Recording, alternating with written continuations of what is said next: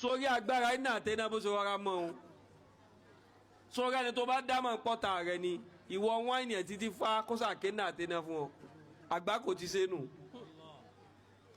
gbogbo tí bá ń lérò sí ọlá burú ni ó máa ṣẹlẹ̀ sí láyé rẹ̀ ẹni tó mọ̀ pọ́tà rẹ ni sáà wáìnì rẹ̀ tán fa kofi kéna àtẹná látẹnu rẹ̀ fún ọ ó sì kéde bí iná sáà ní àáká wúwàlẹ̀ àbùtárù ó ti ṣépè fúnra rẹ̀ nù torí ìtumọ̀ iná sáàni àkà ní wípé gbogbo ẹni tí bá ń pèrò aburú sí ọ gbogbo ẹni tí ń pẹ́ gan rẹ tí ń sáré kó má yẹ ọ wúwàlẹ̀ àbùtárù gbogbo aburú tó bá lérò sí ọ èrè rẹ̀ ni ó máa padà sí.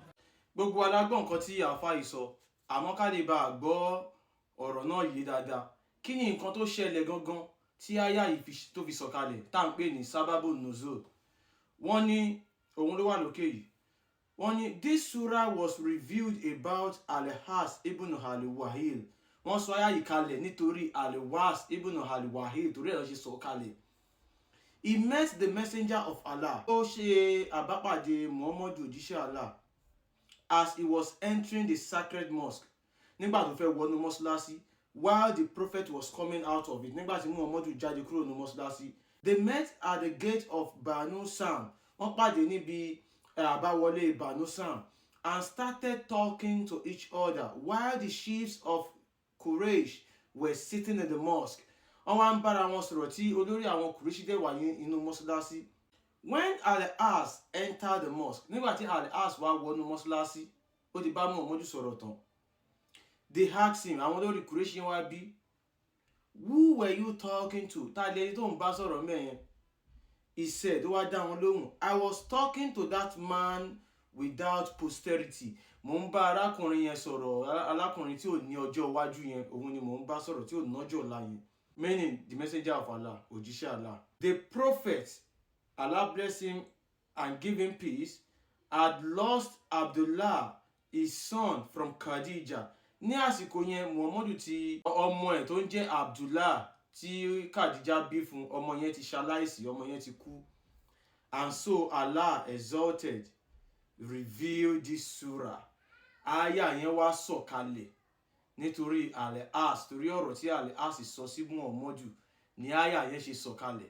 Kí wá ní ìtumọ̀ surah yìí ẹ jẹ́ ká lọ kà Quran chapter 108. Muhammadu ni wọ́n ń bá wí ní iná àtẹná fi sọ̀kalẹ̀ Muhammadu dẹ̀ ni wọ́n ń bá wí wípé Muhammadu dájúdájú àwa fún ọ ní ọ̀pọ̀lọpọ̀ oore nítorí náà kírun fún Olúwa rẹ kí o sì pa ẹran fún kó máa rúbọ fún Allah.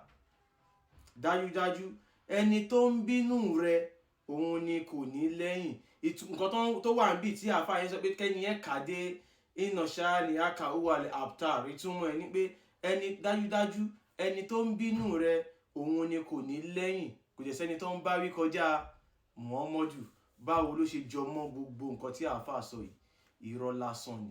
Wọ́n kàn máa mú àwọn àyà kan nínú Quran nǹkan tẹ́ ẹ̀kan fẹ́ gbọ́ ló máa sọ fún yín irọ́ ni wọ́n ń pa fún yín ẹ̀yin èèyàn wa irọ́ ni wọ́n ń pa. Àwọn àáfàá yìí wọ́n kàn ń parọ́ fáwọn èèyàn wọ́n kàn ń fi lámbà ra lámbò ni wọ́n ti rí pé ẹ ò ní mọ̀ nǹkan táwọn ń sọ ẹ ò mọ ìtumọ̀ ẹ ò mọ ẹni tó ń bá wí ẹ mọ bó ṣe sọ̀kalẹ̀ lọ́kàn ṣe ń fún yín lámbà yẹn irọ́ lásán ni. Ẹ̀yin èèyàn wa tẹ́jọ́ mọ Oòduà ẹ̀sìn Islam kò sí fáwọn ọmọ Yorùbá wọn ò rán Muhammadu sí wa àwọn Lárúbáwá ló ní. Allah olúwa ilé Kaaba ni àwọn mọ́ṣáláṣí tẹ́ rí yẹn ojúbọ tán fi ń bọ Allah ni. Kaaba ojúbọ Allah níbi tí wọ́n tọ́jú Allah sí ló fi jẹ́ pé tẹ́ bá ti fẹ́ bọ Allah níbikíbi lágbàáyé ẹ gbọ́dọ̀ dorí kọ ojúbọ Allah yẹn. Lọ́pọ̀lọpọ̀ ìgbà ni mo máa ń sọ màá dẹ̀ tún máa sọ pé Allah ó dà gẹ́gẹ́ bí àwọn local deities wa Ògún Ṣàngó. Àwọn Ògún Ṣàngó yìí náà wọ́n ní ojúbọ tá a bá fẹ́ bọ wọ́n èdè abínibí la máa fi bọ wọ́n. Tẹ́ ẹ bá fẹ́ bọ Allah tójúbọ ẹ̀ wà ní Kaaba èdè Lárúbáwá lẹ máa fi bọ wọ́n torí àwọn Lárúbáwá ló ní kò kan àwa ọmọ Oòduà. Wọ́n gbé wá láti wá fi fa ọwọ́ àgọ́ wa sẹ́yìn ni wọ́n gbé wá láti wá fi kó wa lẹ́rú ni. Kí àwọn ìjọba ti ẹ̀jọ́ kán bá wa wo ọ̀dọ̀ àwọn àáfàá yìí ẹ̀yin ìjọba ẹ̀yin ọlọ́pàá ẹ̀yin DSS ẹ bá wa wo ọ̀dọ̀ àwọn àáfàá yìí irọ́ tó ń pa fáwọn èèyàn wọ̀nyí ti pọ̀ jù. kán sọ òdodo fáwọn èèyàn. Irọ́ lásán ni Islam, kò sí nǹkan tó kàn wá ń bẹ̀ káwọn èèyàn lọ ṣiṣẹ́. Iṣẹ́ lóògùn ìṣẹ́, iṣẹ́ lóògùn ìṣẹ́. Ta kò sí èèyàn kan tó ń bínú èèyàn kan. Ẹ̀yin èèyàn wa, nǹkan tá a ní láti ṣe ni pé ká ṣiṣẹ́. Iṣẹ́ òun lóògùn ìṣẹ́. Ká jẹ́ tẹ̀lé òfin ìlú tá a bá wà, á ti tẹ̀lé òfin Ọlọ́run. Kò sálùjọ náà kankan bí kankan, kò síná kankan bí kankan. Irọ́ lásán ni gbogbo ẹ̀. Wọ́n fẹ́ fi ba ayé wa jẹ́. Wọ́n gbé Islam wá láti wá fi sọ wá di ọmọ Lárúbáwá ni. Iná àti iná yẹn, kí ló dé tí àáfàá sọ pé kẹ́ ẹ kà ní èdè Yorùbá?